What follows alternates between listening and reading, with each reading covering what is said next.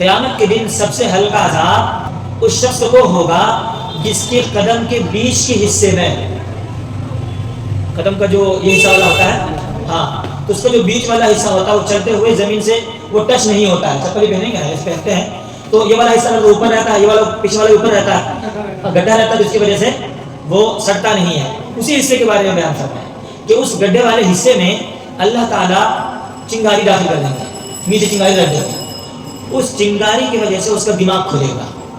یہ سب سے ہلکا عذاب ہے جہنم. کہ نبی اکرم صلی اللہ علیہ وسلم نے فرمایا کہ سب سے اخیر میں جہنم سے نکل کر جنت میں جانے والا ہے. آپ نے فرمایا کہ میں ایسے آدمی کو جانتا ہوں. الحمدللہ رب العالمین. بسم اللہ الرحمن الرحیم. حضرت جابر رضی اللہ تعالیٰ عنہ سے ہے ان النبی صلی اللہ علیہ وسلم قال یخرج من النار بالشفاعت، جہنم سے شفاعت کے ذریعے اہل ایمان کو نکالا جائے گا. اور آگے جو روایت ہے وہ حضرت انس بن مالک سے ہے ان النبی صلی اللہ علیہ وسلم قال یخرج قوم من النار بعدما مسهم منها سبع فیدخلون الجنۃ فیسمیہم اہل الجنۃ الجہنمیین. کہ جہنم سے کچھ لوگوں کو، اہل ایمان کو شفاعت کے ذریعے نکالا جائے گا، درحال ہے کہ جہنم کی آگ نے ان کے بدن کو بدل دیا ہوگا، کیونکہ آگ اتنی سخت ہوگی کہ وہ پہچان میں نظر نہیں آ رہے ہوں گے، ایسا تغیر ہو گیا ہوگا. اور ان کو نکال کر پھر اللہ تعالیٰ اپنے فضل و کرم سے جنت میں داخل کر دیں گے. تو جو پہلے سے جنت میں داخل ہونے والے لوگ ہیں وہ ان لوگوں کو جو بعد میں آئے ہیں جہنمی کہہ کے پکاریں گے.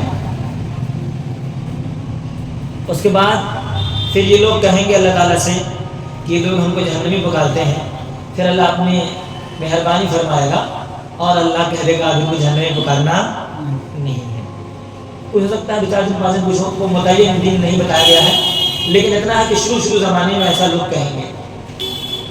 آگے روایت ہے ابو سعید خدری رضی اللہ تعالیٰ عنہ سے ہے ان النبی صلی اللہ علیہ وسلم قال اذا دخل اہل الجنت الجنت واہل النار النار، کہ جب جنتی جنت میں داخل ہو جائیں گے اور جہنمی جہنم میں، تو اللہ تعالیٰ فرمائے گا من کان فی قلبہ مثقال حبۃ خردل من ایمان، جس کے دل میں رائے کے دانے کے برابر بھی ایمان ہو، فاخرجوہ، اس کو نکالنا.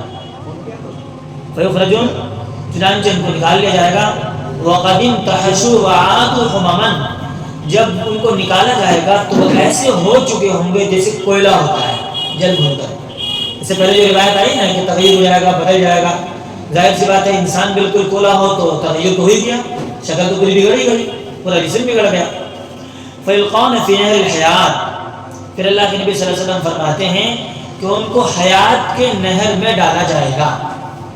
نہر حیات ہے یہ اللہ تعالیٰ نے وہاں بنائی ہے نہر، اور اس نہر میں ڈال دیا جائے گا. ڈالنے کے بعد جب ان کو نکالا جائے گا تو پھر صحیح سالم انسان جیسا تھا ویسا ہو جائے گا. آگے روایت حضرت نعمان رضی اللہ تعالیٰ عنہ سے ہے. نعمان سے مراد نعمان ابن بشیر ہے. وہ کہتے ہیں سمعت النبی صلی اللہ علیہ وسلم یقول ان احبن اہل النار عذابا یوم القیامت لرجل یوضع فی اخمص قدمئی جمرۃ یغلی منہا دماغہ، قیامت کے دن سب سے ہلکا عذاب اس شخص کو ہوگا جس کے قدم کے بیچ کے حصے میں، قدم کا جو یہ حصہ والا ہوتا ہے، ہاں، تو اس کا جو بیچ والا حصہ ہوتا ہے وہ چلتے ہوئے زمین سے وہ ٹچ نہیں ہوتا ہے. چپل پہنیں گے نا اس پہنتے ہیں تو یہ والا حصہ وہ اوپر رہتا ہے، یہ والا پیچھے والا اوپر رہتا ہے، گڈھا رہتا ہے، تو اس کی وجہ سے وہ سڑتا نہیں ہے. اسی حصے کے بارے میں بیان کر رہے ہیں کہ اس گڈھے والے حصے میں اللہ تعالیٰ چنگاری داخل کر دیں گے، نیچے چنگاری رکھ دیں گے، اس چنگاری کی وجہ سے اس کا دماغ کھلے گا. یہ سب سے ہلکا عذاب ہے جہنم. غدوۃ فی سبیل اللہ اور راحۃ خیر من الدنیا وما فیہا، کہ اللہ تعالیٰ کے راستے میں ایک صبح لگا دینا یا شام لگا دینا یہ دنیا وما فیہا سے بہتر ہے. اللہ کے راستے میں جب مطلق یہاں عام طور پر جب استعمال ہوتا ہے تو محدثین کے یہاں جب فی سبیل اللہ کا لفظ استعمال ہوتا ہے تو مراد ہوتا ہے وہی جو غزوات ہیں، وہ صحابہ کرام جہاں جاتے تھے عام طور پہ یہ مراد ہے۔ اس کے علاوہ کبھی کبھی اللہ کے نبی صلی اللہ علیہ وسلم نے بعض چیزوں کے بارے میں فرمایا ہے کہ یہ بھی اللہ کا راستہ ہے۔ مثال کے طور پر آپ علیہ السلام نے فرمایا جب کوئی بندہ علم حاصل کرنے کے لیے نکلتا ہے تو وہ جب تک اپنے گھر نہیں لوٹ جاتا تو وہ اللہ کے راستے میں ہوتا ہے۔ فی سبیل اللہ حتی یرجع، جب تک لوٹ نہیں جائے، من خرج فی طلب العلم فهو فی سبیل اللہ حتی یرجع، لوٹنے تک وہ اللہ کے راستے میں ہوتا ہے۔ تو اس طرح کے سبیل اللہ کے الفاظ اور چیزوں کے بارے میں بھی آیا ہے، لیکن عموماً جہاد کے بارے میں ہوتا ہے۔ آگے فرمایا وَلَقَابُ قَوْسِ أَحَدِكُمْ خَيْرٌ مِّنَ الدُّنْيَا وَمَا فِيهَا، کہ تم میں سے کسی ایک کے کمان کی جگہ، جنت میں کمان رکھنے کی جگہ کتنی سی ہوگی؟ تھوڑی جگہ ہے، تھوڑی سی جگہ اگر جنت میں سے ہو تو دنیا وما فیہا سے بہتر ہے۔ پھر آپ نے فرمایا وَلَوْ أَنَّ إِمْرَأَةً مِّن نِّسَاءِ أَهْلِ الْجَنَّةِ اطَّلَعَتْ إِلَى الْأَرْضِ لَأَزَاءَتْ مَا بَيْنَهُمَا، کہ اگر جنت کی عورتوں میں سے کوئی عورت زمین کی طرف جھانک کر دیکھ لے تو پوری دنیا کو روشن کر دے۔ اور آگے فرمایا وَلَمَلَتْ مَا بَيْنَهُمَا رِيحًا، اور خوشبو سے پوری دنیا کو بھر دے، مطلب اتنی اچھی ہوگی۔ اور فرمایا وَلَنَصِيفُهَا یعنی الخمار خَيْرٌ مِّنَ الدُّنْيَا وَمَا فِيهَا، اس کی جو اوڑھنی ہوگی دنیا وما فیہا سے بہتر ہوگی، دنیا جو کچھ دنیا میں ہے اس سے قیمتی ہوگی۔ آپ اندازہ لگائیں دنیا میں کتنا اللہ پاک نے مال و دولت دیا ہے لوگوں کو، اور کتنی بڑی دنیا ہے، صرف ایک اوڑھنی دنیا کی تمام نعمتوں سے بہتر ہے۔ تو جس کے پاس اللہ نے اس دنیا سے 10 گنی بڑی جنت دے رکھی ہے ہوگی، اب بتائیں کیا کتنی بڑی نعمت۔ اللہ اکبر۔ حدیث آگے حضرت ابو ہریرہ سے فرماتے ہیں اللہ کے نبی صلی اللہ علیہ وسلم نے فرمایا لا يدخل احد الجنة الا اوری مقعده من النار لو اساء ليزداد شكرا ولا يدخل النار احد الا اوری مقعده من الجنة لو احسن ليكون عليه حسرة، کہ کوئی آدمی جنت میں داخل نہیں ہوگا مگر اس کا جہنم میں سے ٹھکانہ دکھایا جائے گا، کہ اگر تم برا کرتے غلط کام کر کے آتے تو یہ تمہارا ٹھکانہ ہوتا۔ کیوں ایسا ہوگا؟ ازداد شکر، تاکہ بندہ مزید شکر گزار بنے اللہ تعالیٰ کا، اور خوشی بھی ہو دیکھ کر کے ہم جہنم میں چلے جاتے بچ گئے۔ اور کوئی آدمی جہنم میں داخل نہیں ہوگا مگر اس کو جو جنت میں سے ٹھکانہ ہے اس کو دکھایا جائے گا، کہ اگر دیکھو تم اچھا عمل کرتے تو جنت میں جاتے، تمہارے ٹھکانہ تھا، لیکن تم نے اچھا عمل نہیں کیا ہے اس لیے جو ہے تم جہنم میں چلے۔ کیوں؟ لیکون علیہ حسرتن، تاکہ اس کی حسرت میں مزید اضافہ ہو۔ یہ بات تو جنت کے بارے میں ہے، لیکن روایت میں آتا ہے کہ قبر میں بھی ایسا ہوگا۔ جو منکر نکیر آئیں گے، جو سوال کا جواب دے دے گا تو فرشتے دکھائیں گے، کھڑکی کھلی رہے گی، دکھائیں گے دیکھو، پہلے جہنم دکھائیں گے اور کہیں گے دیکھ لو اگر تم اچھا عمل نہیں کر کے آتے تو تمہارا یہ ٹھکانہ ہوتا، پھر اس کے بعد جنت دکھائیں گے تمہارا ٹھکانہ ہے۔ ایسے ہی جو جواب نہیں دے پائے گا تو اس کو دکھائے گا جنت، کہ دیکھو اگر تم اچھا عمل کر کے آتے تو یہ ٹھکانہ ہوتا، لیکن اچھا عمل نہیں کیا اس لیے ٹھکانہ ہے۔